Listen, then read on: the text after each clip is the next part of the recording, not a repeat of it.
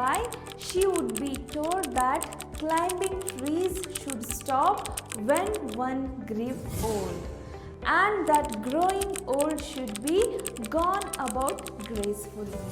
She would laugh and say, "Well, I'll grow disgracefully. I can do it better," and we had to agree. For in all the garden there wasn't a tree she hadn't been up at one time or another. Here, poet says, who are these people who would tell her to stop climbing trees?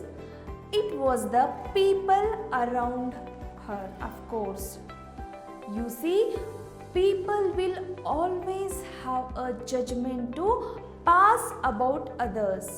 But you must remember that none of that defines who you are or what you should be. You are a unique individual and you should learn from your own ideals and values in life.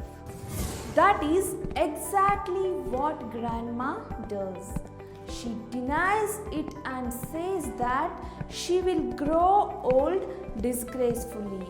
Moreover, she even says that she could do it better than growing old gracefully. The poet says that they had to agree with what Grandma was saying, because in their entire garden, which was filled with trees, there was no tree that Grandma had not climbed. She could conquer such a feat because she started climbing trees at a very young age.